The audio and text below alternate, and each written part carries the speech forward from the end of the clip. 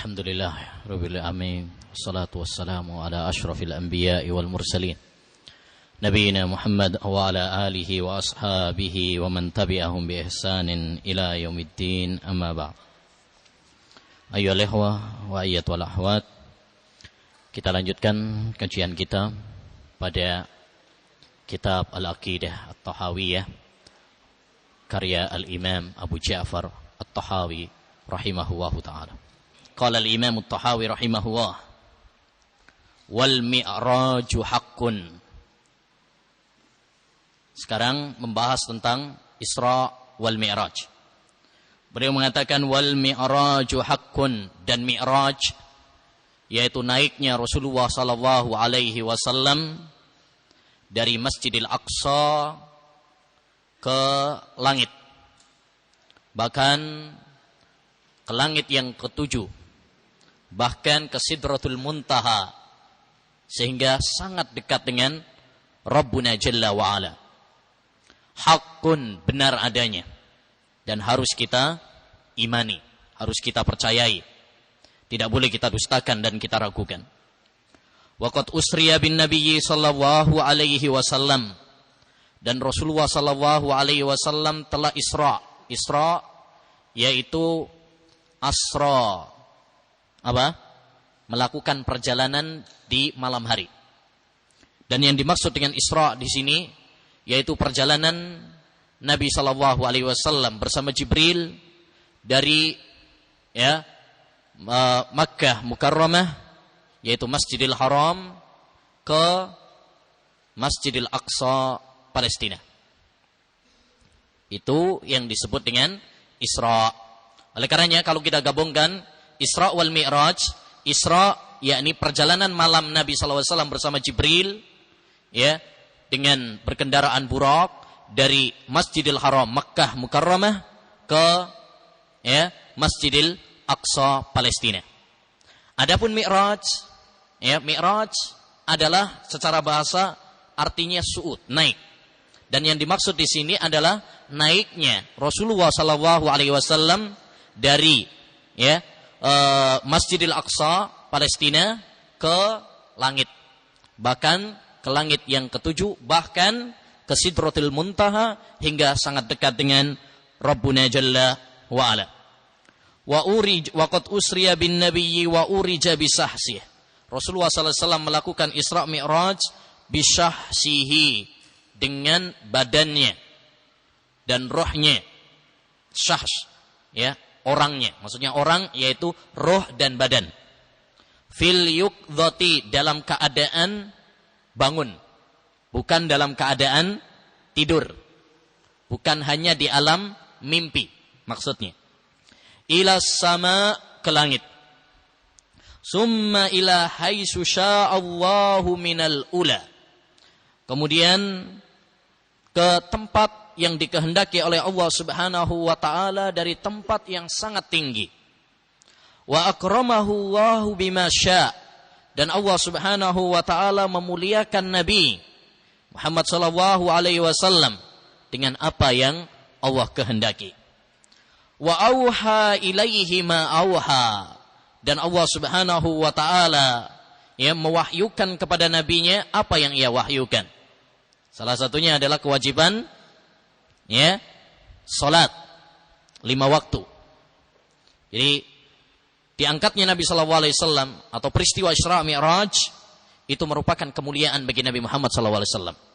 Bahkan jika kita mempelajari sejarah, Rasulullah sallallahu alaihi wasallam diberikan Isra Mi'raj ini setelah mengalami peristiwa-peristiwa yang sangat menyedihkan.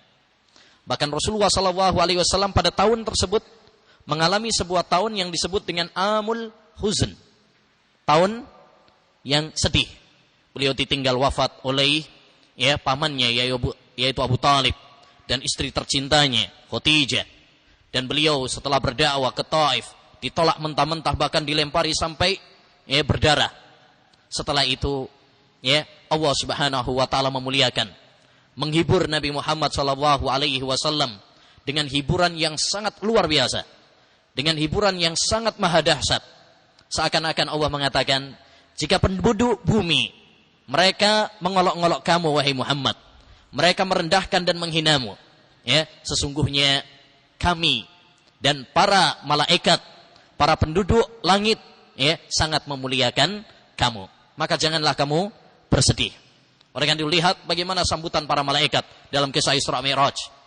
Ya, demikian juga kemuliaan Allah Subhanahu wa taala ditemani oleh Jibril dan diberi alat kendaraan yang sangat antik, ya, yaitu burak yang berjalan sekejap mata memandang, ya, secepat mata memandang. Semua itu adalah kemuliaan yang Allah berikan kepada Nabi Muhammad SAW. Dan pada peristiwa itu Allah mewahyukan suatu kewajiban yang merupakan kewajiban yang tidak ada kewajiban yang lain, ya, lebih afdal daripadanya, yaitu salat. Dan ini merupakan keistimewaan salat. Kewajiban yang lain, puasa, zakat, haji, diwajibkan oleh Allah melalui perantara Jibril. Tetapi kewajiban salat diwajibkan oleh Allah Subhanahu wa taala langsung, ya, antara Nabi dengan Allah Subhanahu wa taala tanpa perantara Jibril di atas langitnya.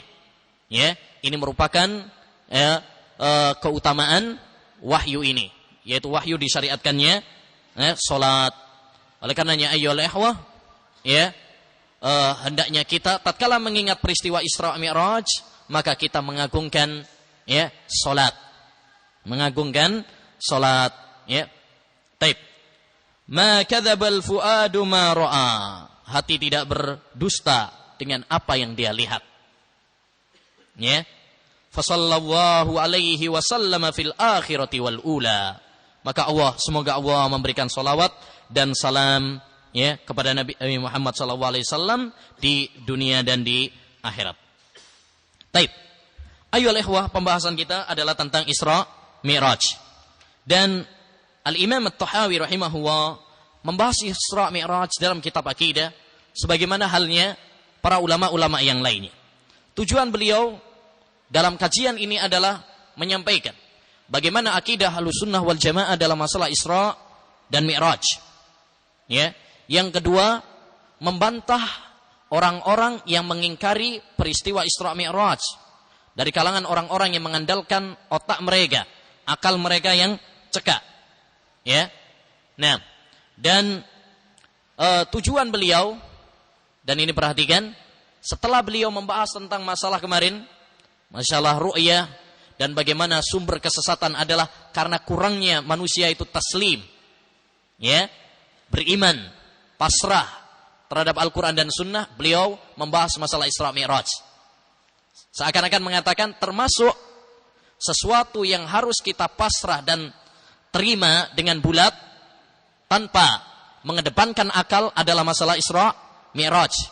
Karena masalah Isra Mi'raj di luar akal manusia, di luar nalar manusia. Ya, akal siapapun secara logika nggak masuk akal. Bagaimana perjalanan dari mana? Masjidil Haram ke Masjidil Aqsa yang saat itu ditempuh dengan 1 bulan, tapi Rasulullah SAW hanya menempuhnya hanya beberapa saat saja. Ya, lebih daripada itu Rasulullah SAW apa? Diangkat ke langit. Bahkan balik lagi ke Mekah sebelum subuh.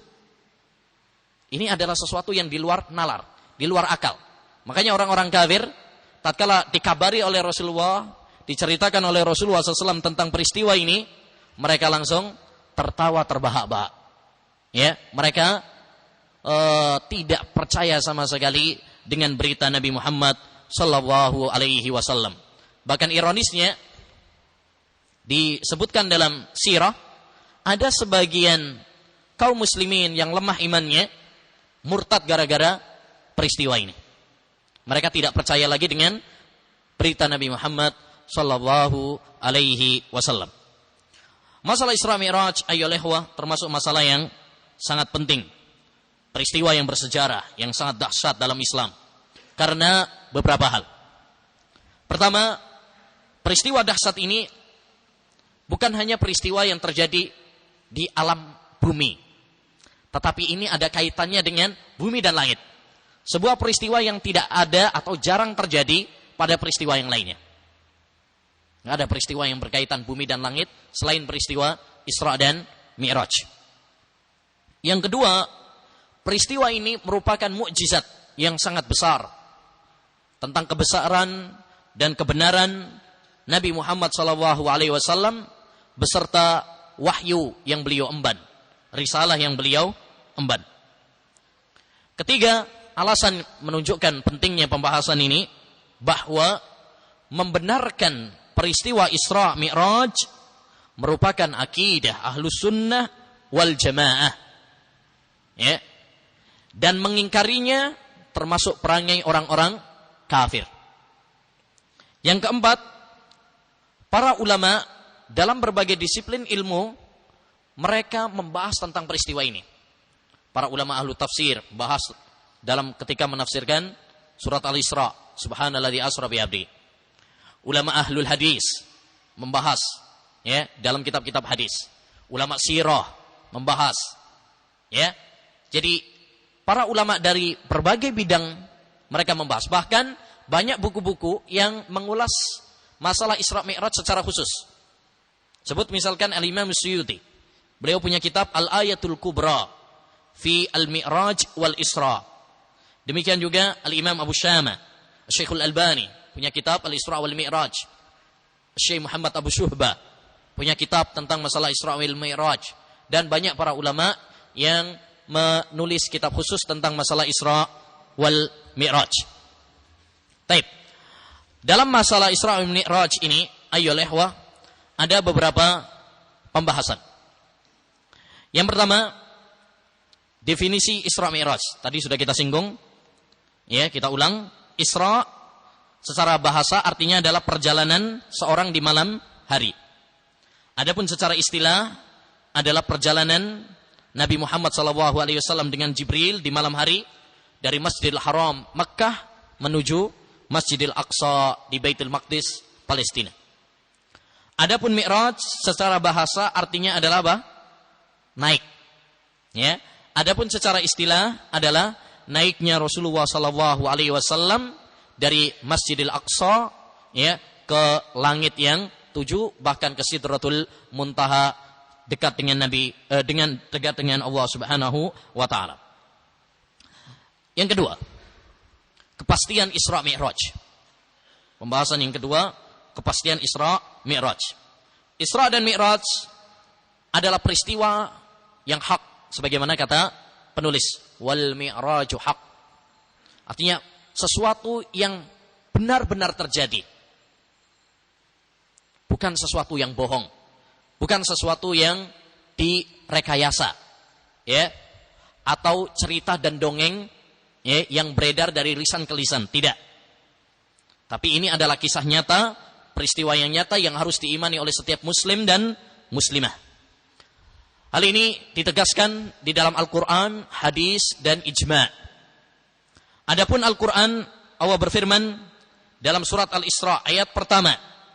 Allah berfirman, Subhanalladzi asra bi'abdihi laylam minal masjidil harami ilal masjidil aqsa alladzi barakna hawlahu linuriyahu min ayatina innahu huwas sami'ul basir. Maha suci Allah Subhanahu wa taala yang menjalankan hambanya yaitu Nabi Muhammad SAW di malam hari dari Masjidil Haram ke Masjidil Aqsa yang kami berkahi. Jadi Masjidil Aqsa ya itu adalah negeri yang diberkahi ya oleh Allah Subhanahu wa taala. Linuriyahu min ayatina, agar kami memperlihatkan kepada Nabi Muhammad tanda-tanda kekuasaan kami. Dan untuk sebagai hiburan bagi Nabi Muhammad sallallahu alaihi wasallam setelah beliau mengalami beberapa kesedihan dan penderitaan. Adapun hadis, maka banyak sekali hadis-hadis yang menegaskan tentang peristiwa Isra Mi'raj. Bahkan derajat hadis tentang peristiwa Isra Mi'raj tergolong mutawatir. Apa mutawatir itu? Hadis yang banyak diriwayatkan oleh beberapa sahabat yang sangat banyak sekali. Yang tidak mungkin mereka bersepakat di atas kebohongan. Itu hadis mutawatir yang harus diimani. Barang siapa yang mendustakan hadis mutawatir, maka dia kafir. Maka dia kafir. Di antara para ulama yang menegaskan tentang mutawatirnya hadis-hadis Isra Mi'raj seperti Al-Imam Al-Asfahani dalam kitabnya Al-Hujjah fi Bayanil Mahajjah, Al-Imam Al-Qurtubi dalam tafsirnya Al-Jami' Ahkamil Quran, Ibnul Qayyim Al-Jauziyah dalam kitabnya Ijtima'ul Juyuz Al-Islamiyah, ya, dan ulama-ulama yang lainnya banyak sekali, ya. Maka tidak ada yang mengingkari hadis-hadis Isra Mi'raj kecuali orang yang munafik, orang zindiq, ya. Yang ketiga, dalil dari ijma'. Para ulama telah sepakat menetapkan Isra Mi'raj. Oleh karenanya mereka menjadikan masalah ini termasuk masalah akidah. Seperti yang dilakukan oleh penulis kita Al-Imam At-Tahawi. Beliau meletakkan masalah ini di dalam kitab akidah. Menunjukkan bahwa mengimani masalah ini adalah merupakan akidah yang harus diimani oleh seorang muslim dan muslimah. Ya, dan mengingkarinya termasuk kekufuran. Karena berarti dia telah mengingkari Al-Quran, mengingkari hadis yang mutawatir, dan mengingkari kesepakatan para ulama. Al-Imam Abdul Ghani Al-Maqdisi, ya, penulis Umdatul Ahkam, ya, beliau mengatakan dalam kitab akidahnya Al-Iqtisad fil I'tiqad. Beliau punya buku tentang akidah, Al-Iqtisadu fil I'tiqad. Beliau mengatakan para ulama yang mengerti tentang hadis dan beriman telah sepakat. Ya, perhatikan kata sepakat. Berarti ini adalah apa? Ijma'. Mereka telah sepakat bahwa Rasulullah SAW melakukan Isra Mi'raj dari Masjidil Haram ke Masjidil Aqsa. Ya, kemudian dinaikkan ke langit dengan jasad dan ruhnya, lalu kembali pada malam itu juga ke Mekah sebelum subuh. Dan ijma' ini juga dinukil oleh Imam Abul Hasan Al-Asy'ari dalam kitabnya Risalah ila Ahli Saghar. Beliau mengatakan para ulama ussalaf sepakat bahwa beriman dengan Isra Mi'raj hukumnya adalah wajib. Oleh karenanya ayyuhal ikhwah, tidak boleh bagi seorang pun di antara kaum muslimin, ya, untuk meragukan atau memustahilkan peristiwa yang agung dan menakjubkan ini hanya berdasarkan dengan akal, mengandalkan akal. Oh, tidak, ini enggak masuk akal dan sebagainya. Perhatikan firman Allah dalam surat Al-Isra. Allah berfirman, ya, wa ma utitum minal ilmi illa qalila. Perhatikan ayat ini dalam surat Al-Isra. Tidaklah kalian diberi ilmu kecuali hanya sedikit. Maka alangkah kerdilnya seorang manusia jika dia menolak berita-berita Al-Quran dan hadis hanya berdasarkan dengan akalnya. Ya, hendaknya kita juga demikian juga Allah berfirman dalam surat Al-Isra juga. Menarik sekali. Dalam surat Al-Isra Allah berfirman, wala taqfu ma laysa laka bihi ilm. Janganlah kalian berbicara tanpa ilmu. Jangan hanya mengandalkan hawa nafsu. Jangan hanya mengandalkan impian, jangan hanya mengandalkan akal. Ya, oleh karenanya pendekatan yang paling benar dalam menyikapi peristiwa Isra Mi'raj adalah pendekatan yang dilakukan oleh Abu Bakar As-Siddiq radhiyallahu an. Tatkala orang-orang kafir mereka tertawa terbahak-bahak, ya, tidak percaya dengan apa yang diceritakan oleh Nabi Muhammad SAW. Namun apa sikap Abu Bakar As-Siddiq? Ya, beliau mengatakan tatkala orang-orang bertanya kepada Abu Bakar, apa kamu percaya dengan ucapan temanmu itu wahai Abu Bakar? Ya, cerita yang aneh-aneh. Beliau mengatakan, dan karena ucapan inilah beliau disebut dengan As-Siddiq. Ya, beliau mengatakan, na'am, inni la usaddiquhu fima huwa ab'adu min dzalik. Ya, saya membenarkannya sekalipun lebih mustahil daripada itu. Allahu Akbar. Inilah ucapan Abu Bakar As-Siddiq yang perlu kita contoh dalam menyikapi hal-hal yang di luar akal, yang di luar nalar. Ya, contohlah seperti sikap Abu Bakar As-Siddiq radhiyallahu anhu. Apalagi ayyuhal ikhwah, jika kita mencermati sesungguhnya peristiwa Isra Mi'raj tidak bertentangan dengan akal.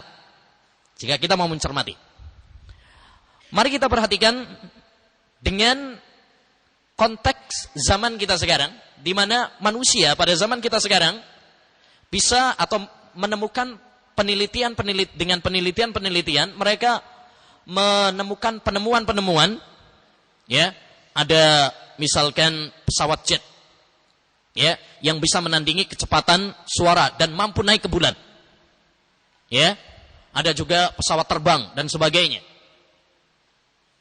Jika manusia saja bisa membuat alat-alat yang sangat cepat seperti itu, apakah mustahil bagi Allah Subhanahu wa taala yang menciptakan seluruh alam ini?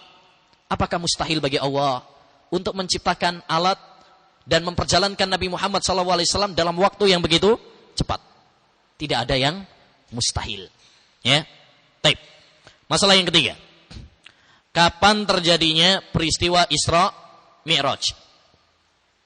Kapan terjadinya peristiwa Isra Mi'raj? Ini masalah penting. Banyak orang beranggapan bahwa Isra Mi'raj terjadi pada tanggal 27 Rajab. Oleh karenanya, banyak di antara kaum muslimin, termasuk di Indonesia, bila sudah datang tanggal 27 Rajab, mereka akan mengadakan perayaan Isra Mi'raj. Gitu kan ya? Nah, padahal jika kita mau kritis, jika kita mau meneliti, ya, penentuan peristiwa Isra Mi'raj jatuh pada tanggal 27 Rajab, ini adalah pendapat yang paling lemah. Ya, ini pendapat yang paling lemah di kalangan ahlul hadis. Jadi menurut ahlul hadis, pendapat yang paling lemah tentang peristiwa Isra Mi'raj, tentang tanggalnya, adalah pendapat yang mengatakan tanggal 27 Rajab. Alangkah anehnya, pendapat yang paling lemah tetapi malah masyhurkan, dipopulerkan. Jadi dalam tinjauan sejarah, ayyuhal ikhwah, waktu Isra Mi'raj ini diperselisihkan oleh para ulama, diikhtilafkan, diperdebatkan. Jangankan tanggalnya, tanggal berapa, bulannya saja, bulan kapan, apakah bulan Rajab ataukah tidak, itu masih diperselisihkan ulama. Sampai 10 pendapat. Seperti yang disebutkan oleh Al-Hafidz Ibnu Hajar dalam kitabnya Fathul Bari. Ada yang mengatakan bulan Ramadan, ada yang bilang Syawal, ada Rabiul Awal, ada yang bilang Rabiul Tsani, ada yang bilang Rajab, ya, 10. Padahal bulan dalam setahun berapa? 12. Ada 10 pendapat tentang masalah bulannya. Belum masalah tanggalnya. Ini belum masalah tanggalnya. Ya. Dan sekali lagi, pendapat yang mengatakan 27 Rajab, ini adalah pendapat yang paling lemah. Al-Imam Ibnu Dihyah dalam kitabnya ada Wajab min bayani wad'il wadda'ina fi Rajab. Ya. Beliau mengatakan sebagian tukang cerita khusus menyebutkan bahwa Isra Mi'raj terjadi pada bulan Rajab. Ya. Hal itu menurut ahlul hadis ainul kadzib. Kedustaan yang amat nyata. Kedustaan yang amat nyata. Jadi enggak ada argumen, dalil yang kuat bahwa Isra Mi'raj terjadi pada tanggal 27 Rajab. Enggak ada dalil yang sah baik dari Al-Qur'an ataupun hadis. Oleh karenanya ayyuhal ikhwah, kesimpulannya, Isra Mi'raj adalah peristiwa yang sangat agung. Namun tidak diketahui waktunya. Ya. Biar antum paham tentang masalah ini, maka perlu diketahui bahwa ibadah kaitannya dengan masalah waktu itu ada 3 macam. Yang pertama, ada ibadah yang berkaitan dengan waktu. Ya. Yang berkaitan dengan waktu. Maka kita tidak boleh melangkainya. Seperti apa? Salat, ada waktunya. Puasa Ramadan, ada waktunya. Haji, ada waktunya. Maka Islam tidak akan mengabaikan tentang menjelaskan tentang waktunya. Waktu salat dijelaskan dalam Islam secara detail. Waktu haji kapan? Dijelaskan. Ramadan kapan? Dijelaskan.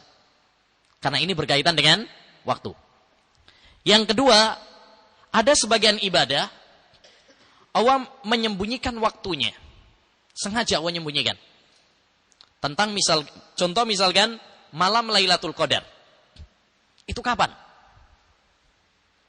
Ya. Itu 10 malam terakhir. Tapi tepatnya kapan? Sengaja disembunyikan oleh Allah. Untuk suatu hikmah. Yaitu agar apa? Kita berlomba-lomba mencarinya. Karena kalau langsung dikasih tahu, nanti orang semangatnya pada hari itu toh. Tanggal 27. Semangatnya nanti tanggal 27 toh. Ya, Ramadan yang lainnya nggak semangat nanti. Itu hikmah. Yang ketiga, ada waktu yang mulia, tapi waktunya ya atau tidak ada ibadah khusus. Waktu tersebut waktu yang mulia, tapi nggak ada amalan khusus ya untuknya. Amalan khusus maksudnya sholat khusus, puasa khusus, seperti Isra Mi'raj. Isra Mi'raj malam yang utama, malam yang mulia.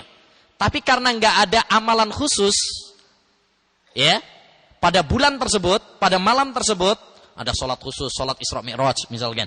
Sebagian orang bikin ada sholat malam Isra Mi'raj. Atau puasa khusus, puasa Rajab, atau puasa Raghaib, atau puasa Isra Mi'raj.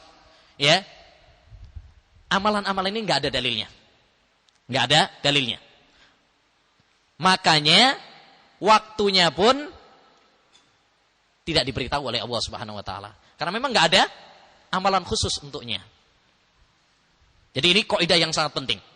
Seandainya memang itu ada amalan khusus, ibadah khusus pada malam yang mulia tersebut, pasti Allah Subhanahu Wa Taala akan menjelaskan tentang waktunya. Ya, akan menjelaskan tentang waktunya. Karena Allah tidak menjelaskan tentang waktunya, itu pertanda tidak ada amalan khusus. Ya, tidak ada amalan khusus. Baik, masalah yang ke berapa ini? Berapa? 10? 4? Kok masih 4 aja ini? Waktunya udah mau habis. Apakah Isra Mi'raj itu dengan roh ataukah jasad? Penulis Al-Imam At-Tahawi menguatkan bahwasanya Isra Mi'raj itu dengan roh dan jasad. Bisyahsihi. Dan syahs itu mencakup roh dan jasad. Dan masalah ini diperselisihkan ya menjadi 3 pendapat. Pendapat yang pertama mengatakan bahwa Rasulullah itu Isra Mi'raj dengan roh dan jasadnya. Dan ini pendapat mayoritas ulama salaf dari kalangan ahlul hadis, para fuqaha, para ahli tarikh, sejarah dan sebagainya. Dan ini pendapat yang hak, nggak boleh melenceng darinya. Yang kedua, pendapat yang mengatakan bahwa Rasulullah itu Isra Mi'rajnya dengan roh saja, nggak pakai jasad, sekedar rohnya. Jadi rohnya yang melakukan apa? Isra Mi'raj. Jasadnya tetap di rumah. Dan ini dinisbatkan oleh Abdul Wahid As-Sirazi dalam kitabnya Juz' fi Imtihanus Sunni minal Bid'ah kepada Mu'tazilah. Ini pendapatnya kaum Mu'tazilah. Dan yang ketiga, pendapat yang ketiga, Isra Mi'raj itu adalah di alam mimpi. Di alam mimpi. Dan pendapat yang kedua sama pendapat yang ketiga beda. Antara roh sama mimpi itu beda. Sebagaimana dijelaskan oleh Ibnul Qayyim dalam Zadul Ma'ad. Tapi pendapat yang kuat, pendapat yang pertama, yang mengatakan bahwasanya Isra Mi'raj itu dengan roh dan jasad. Dengan beberapa alasan. Pertama, Allah mengatakan subhanalladzi asra bi abdihi. Maha suci Allah yang mengisrakan nabinya, ya, hambanya. Dan kata abdun dalam bahasa Arab itu mencakup roh dan jasad. Bukan hanya rohnya saja. Kalau roh tok, tahu tok ya. Nah, kalau roh saja itu tidak disebut dengan abdun. Seandainya dengan rohnya saja, subhanalladzi asra bi ruhi abdihi. Yang kedua, Allah mengatakan dalam ayat tersebut dengan kata subhan. Maha besar, maha suci Allah. Dan kalimat ini digunakan untuk peristiwa yang besar dan dahsyat. Seandainya ya peristiwa Isra Mi'raj itu hanya sekedar ruh atau di alam mimpi, maka itu bukan peristiwa yang dahsyat. Karena orang kalau mimpi yang aneh-aneh, dahsyat, itu bukan sesuatu yang luar biasa. Ya kan? Orang mimpi bisa terbang, itu bukan sesuatu yang luar biasa. Orang sekedar mimpi. Tapi beneran bisa terbang, baru itu luar biasa. Ya, gitu. Baik. Yang ketiga, seandainya peristiwa Isra Mi'raj itu adalah mimpi, enggak mungkin orang-orang kafir apa? Mendustakan. Karena mereka enggak mendustakan mimpi. Dan enggak mungkin sebagian orang-orang yang beriman, yang lemah imannya, menjadi murtad. Gara-gara peristiwa ini. Baik. Argumen yang lain, yang ke berapa ini? 4 ya? Yang keempat, dalam hadis tentang Isra Mi'raj, Rasulullah SAW Isra'nya menggunakan apa? Buraq. Naik kendaraan buraq, gitu kan ya? Baik. Kalau buraq itu masa untuk roh? Kalau roh nggak perlu kendaraan. Kalau sekedar roh nggak perlu kendaraan. Maka ini menunjukkan roh dan jasad. Jelas? Nah, dengan argumen-argumen tersebut, maka jelaslah bagi kita pendapat yang kuat adalah dengan ruh dan jasad sebagaimana yang dikuatkan oleh Al-Imam At-Tahawi rahimahullahu taala. Baik, masalah yang selanjutnya, kelima. Isra Mi'raj hanya sekali ataukah berkali-kali? Isra Mi'raj itu hanya sekali ataukah berkali-kali? Ini masalah yang diperselisihkan oleh para ulama. Sebagian para ulama mengatakan, dan ini pendapat jumhur ulama, kebanyakan para ulama, Isra Mi'raj itu cuma hanya sekali seumur hidupnya Nabi SAW. Dan ini pendapat yang paling kuat. Pendapat yang kedua, Rasulullah melakukannya 2 kali. Pertama dalam keadaan mimpi, yang kedua dalam keadaan sadar. Ada lain mengatakan 2 kali. Pertama sebelum wahyu, yang kedua setelah wahyu. Ada yang mengatakan 3 kali. Ada yang mengatakan 3 kali. Sekali sebelum wahyu, 2 kali setelah wahyu. Bahkan ada yang mengatakan Rasulullah Isra Mi'raj 10 kali dalam hidupnya. Tapi semua itu adalah pendapat yang lemah. Pendapat yang kuat adalah pendapat yang pertama, bahwa Rasulullah SAW Isra Mi'rajnya hanya sekali di Mekah setelah diutus sebagai Nabi. Ya, nah ini pendapat yang kuat. Mana mungkin, kata Imam Ibnul Qayyim dalam Zadul Ma'ad, masa iya kalau seandainya Rasulullah itu Isra Mi'raj, masa iya Rasulullah mondar-mandir antara Nabi, dalam kisah Isra Mi'raj kan, mondar-mandir antara Nabi Musa dengan Allah. Yang awalnya diwajibkan berapa? 50, kemudian diringankan jadi 5 kali. Masa sampai 2 kali atau 3 kali? Apalagi sampai 10 kali? Kan nggak mungkin. Kemudian nggak mungkin juga, Allah SWT kan sudah menetapkan, saya sudah tetapkan kewajiban sholat menjadi 5. Masa berubah lagi? Ya, ini semuanya menguatkan bahwa Isra Mi'raj itu hanya sekali saja. Baik. Pembahasan yang ke-6. Isra Mi'raj dan pemikiran wahdatul wujud. Ada satu hal yang aneh, bin ajaib.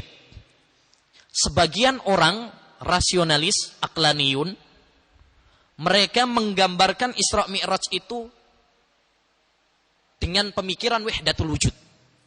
Apa pemikiran wahdatul wujud? Bersatunya hamba dengan Allah. Manunggaling kawula lan Gusti. Ya, itu bahasa kerennya. Baik, seperti yang dicetuskan oleh Dr. Muhammad Hussein Haikal dalam bukunya Hayat Muhammad. Dia menggambarkan Isra Mi'raj itu dengan paham wahdatul wujud. Dan paham wahdatul wujud ini ya, di Indonesia pun banyak loh ya. Di Indonesia pun banyak. Termasuk di antaranya adalah Agus Mustafa. Ya, penulis modern yang membungkus wahdatul wujud dengan ilmu sains. Dia menulis sebuah buku Bersatu dengan Tuhan. Bersatu dengan Tuhan. Dan ini ayyuhal ikhwah pemikiran yang kufur. Pemikiran yang sesat. Ya, dan rusak. Bertentangan 180 derajat dengan agama Islam. Dan kalau kita menggambarkan Isra Mi'raj seperti pemahaman Husain Haikal tadi, ini pada dasarnya adalah mengingkari peristiwa Isra Mi'raj. Mengingkari peristiwa Isra Mi'raj. Nah, kemudian kalau ya Nabi Muhammad SAW itu memang sudah bersatu dengan Tuhan, ya bersatu dengan makhluk yang lainnya, ya ngapain? Ya, ngapain kemudian Allah Subhanahu wa taala menjalankan dari Masjidil Haram ke Masjidil Aqsa? Ya, dari bumi ke langit. Toh semuanya sudah bersatu dengan Nabi. Ya kan? Nah, jadi pemikiran ini adalah pemikiran yang sesat. Baik, masalah selanjutnya. Perlukah mengadakan perayaan Isra Mi'raj? Banyak orang ya untuk mengistimewakan peristiwa yang maha dahsyat ini, akhirnya mereka merayakan Isra dan Mi'raj. Namun perayaan ini ayyuhal ikhwah ya tidak disyariatkan di dalam agama Islam. Ditinjau dari dua segi. Pertama, ditinjau dari sejarah, tadi sudah saya sebutkan, tidak ada bukti otentik dalam sejarah yang mengatakan Isra Mi'raj itu kapan terjadi. Apalagi sampai menegaskan tanggal berapa? 27 Rajab. Tadi sudah kita katakan, pendapat yang mengatakan Isra Mi'raj terjadi 27 Rajab itu pendapat yang paling lemah. Kok malah dirayakan pada tanggal 27 Rajab? Yang kedua, anggaplah memang diketahui ya tanggal peristiwa Isra Mi'raj. Ya, ini pun tidak dibenarkan untuk mengadakan perayaan. Kenapa? Karena perayaan ini tidak pernah dilakukan oleh Nabi, para sahabat, dan orang generasi yang terbaik dari kalangan salafu as-salih. Andaikan perayaan ini adalah disyariatkan, tentu mereka adalah orang yang pertama kali melakukannya. Lau kana khairan lasabakuna ilaih. Oleh karenanya para ulama menegaskan bahwasanya perayaan ini adalah perayaan yang bid'ah. Ya, perayaan yang bid'ah. Baik. Terakhir, ibrah dan pelajaran dari peristiwa Isra dan Mi'raj. Ikhwan, peristiwa Isra dan Mi'raj adalah peristiwa yang memiliki banyak pelajaran-pelajaran. Maka yang terpenting dari peristiwa ini adalah bagaimana kita sebagai seorang muslim mengambil pelajaran. Isra Mi'raj bukan peristiwa yang hanya untuk sekedar didongengkan atau sekedar dirayakan tanpa kita mengambil ibrah, pelajaran darinya. Ya, yang terpenting bagi kita adalah bagaimana kita mengambil ibrah, pelajaran dari peristiwa Isra Mi'raj ini. Yang pertama, diantara saya singkat aja, sebenarnya banyak sekali ya pelajaran-pelajaran dari Isra Mi'raj, tapi paling tidak tiga ibrah paling penting. Yang pertama, Isra Mi'raj mengajarkan kepada kita ayyuhal ikhwah untuk lebih mengedepankan pendekatan iman daripada akal. Ya. Karena peristiwa ini di luar akal dan di luar nalar. Ya. Maka dia mengajarkan kepada kita untuk selalu taslim, pasrah, iman daripada mengedepankan akal. Ya. Jangan lupa hendaknya kita mencontoh sikap siapa tadi? Abu Bakar As-Siddiq radhiyallahu anhu. Pelajaran yang kedua adalah pentingnya masalah salat. Ya, pentingnya masalah salat. Karena salat adalah sebuah ibadah yang diwajibkan oleh Allah Subhanahu wa taala kepada nabinya melalui peristiwa Isra Mi'raj tanpa perantara. Ya, dan diwajibkannya pun di langit. Enggak ada kewajiban selain salat. Ini merupakan keistimewaan. Maka alangkah naifnya kita kalau kita merayakan Isra Mi'raj tapi malah meremehkan salatnya. Isra Mi'raj sampai jam 1 sampai jam 2, subuhnya teler. Ya? Ini adalah mengabaikan ibrah dari Isra Mi'raj. Ya, Isra Mi'raj bukan hanya sekedar rutinitas yang hanya diperayakan. Lebih daripada itu adalah hendaknya menjadi pelajaran bagi kita. Yang ketiga, dan masih banyak sebenarnya, mungkin kalau 33 aja bisa, ya. Sayangnya waktunya habis. Kalau enggak, wah kita perinci sampai subuh. Yang ketiga di antara peristiwa ibrah dari peristiwa Isra Mi'raj adalah apa? Menetapkan akidah bahwa Allah di atas langit. Ya, sebagaimana disebutkan oleh Imam Ibnu Abil Izz Al-Hanafi ketika membahas tentang Isra Mi'raj, kata beliau, dalam kisah Isra Mi'raj terdapat bukti yang sangat nyata bahwa Allah di atas langit. Kenapa? Karena seandainya Allah ada di mana-mana, ngapain Nabi Muhammad SAW apa? Dinaikkan ke langit. Jelas? Ya kan? Kan Allah di mana-mana. Ya udah, nggak perlu di atas dinaikkan sama Jibril ke langit. Karena Allah sudah di mana-mana. Ya kan? Nah, tapi pemikiran ini, pemikiran Allah di mana-mana, ini adalah pemikiran Jahmiyah, ya, yang sesat dan menyimpang. Ya. Bertentangan dengan Al-Quran, hadis, dan kesepakatan para ulama, serta bertentangan dengan akal dan fitrah sehat, ya, manusia. Taib. Walhasil, peristiwa Isra Mi'raj ayyuhal ikhwah merupakan peristiwa yang sangat dahsyat, peristiwa yang penuh dengan pelajaran yang ajaib, yang banyak memberikan pelajaran-pelajaran berharga bagi kita semuanya. Ya, mudah-mudahan Allah Subhanahu wa taala mempertebal keimanan kita dan menambahkan ilmu yang bermanfaat bagi kita semuanya. Wassallallahu wasallam ala nabiyina Muhammad wa ala alihi wa sahbihi ajmain. Assalamualaikum warahmatullahi wabarakatuh.